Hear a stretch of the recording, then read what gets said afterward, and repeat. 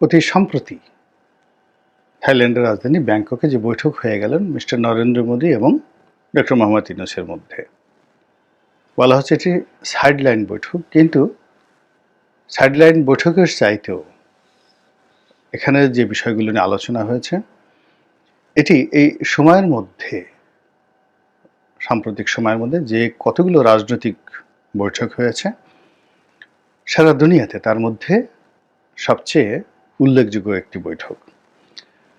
আমরা জানি ক্ষমতা লাভের পর মিস্টার জেলেনস্কি এবং ডোনাল্ড ট্রাম্প তারা বৈঠক করেছিলেন এবং সেই বৈঠকে খুবই উত্তপ্ত এবং অপ্রীতিকর ঘটনা ঘটেছে।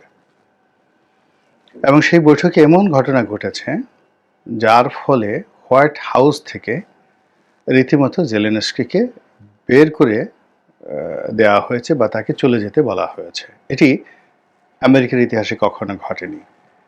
আবার আমন্ত্রিত অতিথি হয়ে যেভাবে ডোনাল্ড ট্রাম্পের চোখে চোখ রেখে জেলেনস্কি যে অপ্রিয় কথাগুলো বলেছেন নির্লিপ্তভাবে, এরকম ঘটনা কূটনৈতিক অঙ্গনে দেখা যায়নি। তো মিস্টার জেলেনস্কির সঙ্গে ডোনাল্ড ট্রাম্পের যে সম্পর্ক, বা আমেরিকার সঙ্গে যাকে বলা হয় ইউক্রেনের যে সম্পর্ক, এই মুহূর্তে এখনো যেটা রয়েছে, তার প্রেক্ষিতে এটা হতে পারে না। রাজনৈতিক অঙ্গনে, কূটনৈতিক অঙ্গনে যদি বিপর্যস্তকর যদি কোনো বৈঠক এই গত শতাব্দীতে হয়ে থাকে, সেরকম একটি বৈঠক হলো এই বৈঠক। এমনকি আগামীতে যদি ডোনাল্ড ট্রাম্পের সঙ্গে আয়াতুল্লাহ রুহুল খামেনির ছেলে, এখন যিনি আছেন আয়াতুল্লাহ আলী খামেনি, যিনি ইরানের সর্বোচ্চ ধর্মীয় নেতা, কিংবা মিস্টার পেজেশকিয়ান, যিনি এই মুহূর্তে ইরানের প্রেসিডেন্ট, তার সঙ্গে যদি ডোনাল্ড ট্রাম্পের বৈঠক হয়, ওই বৈঠক নিয়ে দুটো দেশের জনগণের মধ্যে যে আবেগ উত্তেজনা কাজ করবে, মিডিয়াগুলো যেভাবে অ্যালার্ট থাকবে, তদ্রূপ আমরা ক্ষুদ্র পরিসর ছোট দেশ, কিন্তু তারপরে ডক্টর মোহাম্মদ ইউনূসের সঙ্গে মিস্টার নরেন্দ্র মোদীর যে বৈঠক, সেই বৈঠক নিয়ে আমরাও এইভাবে উদ্গ্রীব ছিলাম। কেউ সমালোচনা করার জন্য, কেউ আলোচনা করার জন্য, কেউ আশাবাদ ব্যক্ত করার জন্য, কিংবা কেউ হতাশাগ্রস্ত হওয়ার জন্য। তো এই মিটিংয়ে অতি আশ্চর্যজনক কিছু ঘটনা ঘটেছে এবং আমরা ডক্টর মোহাম্মদ ইউনূসকে যারা খুব দুর্বল ভেবেছিলাম, খুব অসহায় ভেবেছিলাম, তাকে রাজনীতিতে অপরিপক্ক ভেবেছিলাম, তাদের জন্য এই বৈঠকটি একটা রীতিমতো চপেটাঘাত। তিনি বৈঠক করেছেন শত অনিশ্চয়তা থাকা সত্ত্বেও। ভারতের পক্ষ থেকে শতভাগ নেতিবাচক মনোভাব প্রদর্শন করা হয়েছে, তারপরও এই বৈঠক হয়েছে এবং বৈঠকের যে দৃশ্য আমরা দেখেছি এবং বৈঠকের যে ঘটনাগুলো ঘটেছে, প্রথম থেকে একদম শেষ পর্যন্ত সব কিছুই ডক্টর মোহাম্মদ ইউনূসের পক্ষে গিয়েছে। এবং এখানে যে বিষয়টি সম্ভবত ভারতের একেবারে চিন্তা চেতনার বাইরে ছিল, এমনকি আমরা যারা বাংলাদেশে যারা লোকজন আছি, আমরাও কিন্তু এই বিষয়টি কল্পনা করতে পারিনি। আমরা অনেকেই বলার চেষ্টা করেছিলাম যে ডক্টর মোহাম্মদ ইউনূস কেন ভারতের কাছে নতজানু হতে যাচ্ছেন, কেন তাকে নরেন্দ্র মোদীর সঙ্গে বৈঠক করতেই হবে। কিন্তু এই বৈঠকের পর আমরা সবাই যেটি এখন বুঝতে পারছি যে ডক্টর মোহাম্মদ ইউনূস যা চিন্তা করেন, যা কল্পনা করেন, সেটি অনুধাবন করা বা সেটি কল্পনা করা বা তার ধারে কাছে যাওয়ার ক্ষমতা আমাদের মতো ইউটিউবার তো দূরের কথা, এই বাংলাদেশে কোনো বুদ্ধিজীবী বা রাজনীতিবিদদের সেটি নেই। আমরা যেভাবে এখনো পর্যন্ত বুঝতে পারছি না যে উনি কি করে ক্ষমতায় এলেন, আমরা এখন পর্যন্ত বুঝতে পারছি না যে ওনার উপদেষ্টা পরিষদ কিভাবে গঠিত হলো, এখনো পর্যন্ত বুঝতে পারছি না যে তিনি কেন আগস্ট মাসের 5 তারিখে না এসে 8 তারিখে এলেন, এখনো পর্যন্ত বুঝতে পারছি না। আবার তিনি কি করবেন, কবে যাবেন, ইলেকশন কি দেবেন নাকি দেবেন না, তিনি কি এখনকার মতো এইভাবে সহজ সরল থাকবেন, নাকি শক্তিশালী হবেন এবং বাংলাদেশে যে সমস্ত মানুষ ডান্ডা থেরাপিতে বিশ্বাসী, অর্থাৎ পশ্চাৎ দেশে বাড়ি পড়লে যারা আব্বা আব্বা করে ডাকে, তো এই ধরনের যারা রাজনীতিবিদ রয়েছেন তাদের সঙ্গে তিনি আগামীতে কি আচরণ করবেন, এইগুলি নিয়ে যখন আমরা হিসাব মিলাতে পারছি না এবং তাকে একজন সাধারণ দুর্বল মানুষ হিসেবে নিজেরা বলার চেষ্টা করছে যে আমি রাস্তায় নামলে তার অবস্থা থাকবে না, আমি বললে তার কাপড় চোপড় থাকবে না, ইত্যাদি নানা রকম যখন অহংকার দেখাচ্ছি, ঠিক সেই সময়টিতে মিস্টার নরেন্দ্র মোদীর সঙ্গে তার এই বৈঠক এবং বৈঠকের যে আলাপ আলোচনা, সেই আলাপ আলোচনা ভারতের পক্ষ থেকে যাই বলা হোক না কেন, যতটুকু বলা হয়েছে, আমরা বাংলাদেশের কোনো ন্যারেটিভ আমরা ধরলাম না। শুধু ভারত যে বিষয়গুলো বলেছে সেইগুলোর মধ্যে একটা বিষয়কে আমি উল্লেখ করব। সেটি হলো তিনি মিস্টার নরেন্দ্র মোদীকে চোখে চোখ রেখে বলেছেন শেখ হাসিনাকে ফেরত দেওয়ার জন্য। এটা হলো ভারতের ন্যারেটিভ, এটা স্বীকার করা হয়েছে, এই বিষয়ে আলোচনা করা হয়েছে। আর বাংলাদেশের পক্ষ থেকে যেটি বলা হয়েছে বা বলা হয়নি বা আমরা আন্দাজ করি, তিনি স্পষ্টতই তার বিরক্তি, শেখ হাসিনা যে ভারতে রয়েছেন, নরেন্দ্র মোদীর আশ্রয় দিয়েছেন, এটিতে তিনি তার বিরক্তি ফুটিয়ে তুলেছেন। এবং ভদ্রলোকের আলাপ আলোচনার মধ্যে আসলে খুব একেবারে খোঁচা দিয়ে বলার দরকার নেই। এইভাবে তিনি তার চোখ, তার মুখ, তার অভিব্যক্তি এগুলো প্রকাশ করে যদি তার যে নোট অফ ডিসেন্ট বা নোট অফ অ্যারোগ্যান্স এর মাধ্যমে তিনি প্রকাশ করতে পারেন তিনি পছন্দ করছেন বা করছেন না এই বিষয়গুলো। তো নিঃসন্দেহে নরেন্দ্র মোদীর সামনে বসে শেখ হাসিনার প্রসঙ্গ তোলা একটা দুঃসাহসিক বিষয়, যেটি তিনি দেখিয়েছেন। দ্বিতীয়ত, এই বিষয়টি আলাপ আলোচনা করার ফলে কেবল বাংলাদেশ নয়, বিশ্ব মিডিয়াতে রীতিমতো তোলপাড় শুরু হয়েছে। এবং শেখ হাসিনার যে বিষয়টি, সেই বিষয়টি নিয়ে এখন ভারতকে বিশ্ব মিডিয়ার কাছে জবাবদিহি করতে হবে যে তিনি কিভাবে আছেন, কোন অধিকারে আছেন, কেন আছেন, এই বিষয়গুলো ভারতকে এখন বলতে হবে। দ্বিতীয়ত, ডক্টর মোহাম্মদ ইউনূস তাকে ফেরত চেয়েছেন।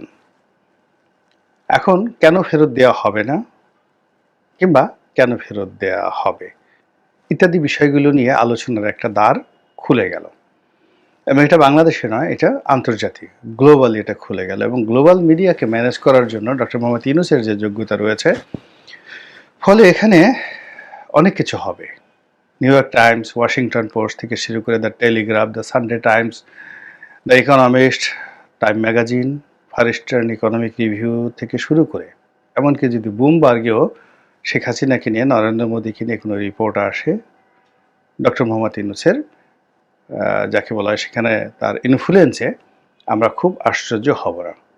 কিংবা বিশ্বের সমস্ত নোবেল লরিয়েট বা মানবতাবাদী যে সংগঠনগুলো আছে, তারা যদি সেই ওয়াশিংটন পোস্টে বিজ্ঞাপন ছাপায় যে শেখ হাসিনার বিচার হওয়া উচিত মানবতা বিরোধী অপরাধের জন্য বাংলাদেশে, অথবা আন্তর্জাতিক যে অপরাধ ট্রাইব্যুনাল রয়েছে, বাংলাদেশেরটা নয়, যেটিকে ইন্টারন্যাশনালি হেগে যেটা রয়েছে, আন্তর্জাতিক অপরাধ আদালত, তো সেখানে শেখ হাসিনার বিচার হওয়া উচিত, এইরকম যদি একটা বিজ্ঞাপন ছাপা হয়, কিন্তু রিপোর্ট ছাপা হয়, আল জাজিরা যদি একটা রিপোর্ট করে শেখ হাসিনার বিরুদ্ধে, নরেন্দ্র মোদীর বিরুদ্ধে, সবাই আশ্চর্য হলেও আমি অন্তত আশ্চর্য হব না। কেননা এই ঘটনার ফলে আমার কাছে মনে হয়েছে যে অনেক কিছুই আমাদের জন্য অপেক্ষা করছে। তো যা হোক, নরেন্দ্র মোদীকে ডক্টর মোহাম্মদ ইউনূস বলবেন যে শেখ হাসিনাকে আমরা ফেরত চেয়েছি, ভার্বাল নোট পাঠিয়েছি, তাকে কেন দেওয়া হচ্ছে না, এক, বা তাকে বাংলাদেশে পাঠানোর জন্য তিনি অনুরোধ করেছেন। তো এটি ভারতের জন্য একটা বিরাট চপেটাঘাত, বাংলাদেশের জন্য এই মুহূর্তে যারা সরকার চালাচ্ছে তাদের জন্য একটা বিরাট সফলতা।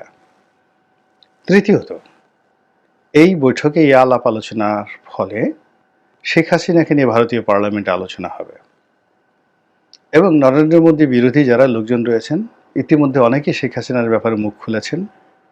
তারা শেখ হাসিনা কেন, কোন অধিকার বলে সেখানে আছেন, এবং শেখ হাসিনার জন্য কেন বাংলাদেশের সঙ্গে সম্পর্ক খারাপ করব, এবং বাংলাদেশের সীমান্তে এই মুহূর্তে যা কিছু ঘটছে, কিংবা বাঙালিরা যেভাবে ভারতের পরিবর্তে চীন দেশে চলে যাচ্ছে, ইরানে যাওয়ার জন্য চেষ্টা করছে, তারপরে পাকিস্তানে যাওয়ার চেষ্টা করছে চিকিৎসার জন্য, ব্যবসা বাণিজ্যের জন্য, এটা ভারতের যে ব্যবসায়ী সম্প্রদায় রয়েছেন তাদের সবাইকে বিক্ষুব্ধ করে তুলেছে। এবং এগুলো নিয়ে মিস্টার নরেন্দ্র মোদীর উপর নিদারুণ একটা চাপ প্রয়োগ করার চেষ্টা হবে আগামীতে, এবং যা কিনা শেখ হাসিনাকে সামাল দেওয়া খুবই কঠিন একটা বিষয় হবে।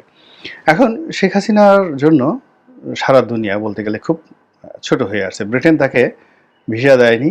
নরমালি ভারত চেষ্টা করেছিল ব্রিটেনে তাকে পাঠানোর জন্য। তার পক্ষে আমেরিকা যাওয়া সম্ভব নয় এবং রাশিয়া বা যদি মধ্য এশিয়ার অন্য কোনো দেশে যেখানে ধরুন রাশিয়ার খুব প্রভাব রয়েছে, যেমন চেচেনিয়াতে যদি তাকে পাঠানো হয়, তাহলে তিনি আসলে বাংলাদেশ থেকে বিচ্ছিন্ন হয়ে পড়বেন, সম্পূর্ণভাবে বিচ্ছিন্ন হয়ে পড়বেন।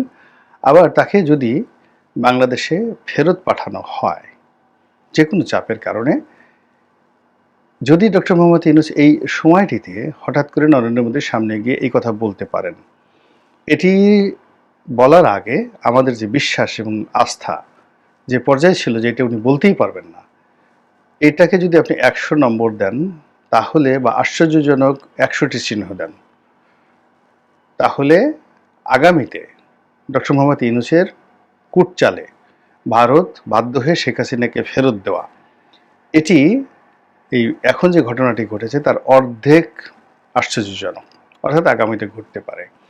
তাহলে ভারত যদি শেখ হাসিনাকে বাংলাদেশের নিকট প্রত্যার্পণ করে, আপনি ধরে নিতে পারেন যে ডক্টর মোহাম্মদ ইউনূস আগামী যতদিন জীবিত থাকবে, আগামী 10-15 বছর, 20 বছর তিনি নির্বিঘ্নে ক্ষমতায় থাকতে পারবেন। আর বিএনপি এবং অন্যান্য দল যারা নির্বাচনের জন্য বড় বড় কথাবার্তা বলছেন, তারা নির্বাচনের তো দূরের কথা, নির্বাচনের ন বা ইলেকশনের এটি উচ্চারণ করার সুযোগ পাবেন না। শেখ হাসিনা আসার সঙ্গে সঙ্গে তাকে যদি আনতে পারেন ডক্টর মোহাম্মদ ইউনূস, তার বিচার প্রক্রিয়া নিয়ে টোটাল রাজনৈতিক অঙ্গনে এমন একটা পরিবেশ পরিস্থিতি তৈরি হয়ে যাবে, সেই পরিবেশ এবং পরিস্থিতি সামাল দেওয়ার জন্য সরকারের সমস্ত মেশিনারিজগুলো সর্বশক্তি নিয়োগ করবে এবং সেই শক্তি দ্বারা বিএনপিও ক্ষতিগ্রস্ত হবে। ফলে বিএনপি আপন প্রাণ বাঁচার তত্ত্বে তারা এতটাই ব্যস্ত থাকবে যে ইলেকশন নিয়ে চিন্তাভাবনা করার সময় আসবে না। তো এরকম একটা পরিস্থিতিতে শেখ হাসিনা কি বিপদে পড়বেন? আওয়ামী লীগদের মধ্যে কি কান্নার রোল পড়বে? আওয়ামী লীগ এই পরিস্থিতি কিভাবে সামাল দেবে, এটা কিন্তু দেখার বিষয়। যে জিনিসটি অফিসিয়ালি বলা হয়েছে কি হয়নি আমরা বলতে পারি না, তবে ডক্টর মোহাম্মদ ইউনূস বাংলাদেশ থেকে একাধিকবার ইতিপূর্বে বলেছেন যে শেখ হাসিনা ভারতে বসে যে সকল কথা বলেছেন তা যদি ক্রমাগতভাবে বলতে থাকেন, তাহলে বাংলাদেশ এবং ভারতের সঙ্গে যে বন্ধুত্ব, এটি হবে না। এটি খুবই অবন্ধু সুলভ আচরণ হবে ভারতের শেখ হাসিনাকে কথা বলতে এভাবে সুযোগ দেওয়া। এর কারণ হলো তিনি সেখানে বসে যা কিছু করছেন, এটিকে শুধু তৎপরতা বলতে ভুল হবে। ডক্টর মোহাম্মদ ইউনূসের জন্য বা তার সরকারের জন্য এটি একটি হুমকি এবং অপতৎপরতা। তিনি উস্কে দিচ্ছেন, আইনশৃঙ্খলাকে অবরোধ করার জন্য উস্কে দিচ্ছেন, রাজনৈতিক পরিস্থিতিকে উত্তাল করার জন্য উস্কে দিচ্ছেন, হানাহানি, মারামারি, কাটাকাটি করার জন্য তিনি উস্কে দিচ্ছেন এবং তার যারা লোকজন রয়েছেন তারা ইতিমধ্যে নানা রকম তৎপরতা চালাচ্ছেন এবং এই বিষয়গুলোতে ডক্টর মোহাম্মদ ইউনূস বেশ বিরক্ত এবং এই কথাই তিনি নরেন্দ্র মোদীকে এই বৈঠকের সময় বলেছেন যে তাকে থামান। বাংলাদেশেও বলেছেন এবং ওখানে বলেছেন। তো এই পুরো বিষয়গুলো শেখ হাসিনার জন্য একটা রীতিমতো বিষ ফোড়া হয়ে দেখা দেবে আগামীর দিনগুলোতে এবং সেটা তিনি এবং তার দল কিভাবে সামাল দিবেন এবং ইউনূস সাহেব যদি ছক্কা মেরে থাকেন সেখানে কি করে পক্কা মারতে পারেন, সেটাই এখন দেখার বিষয়।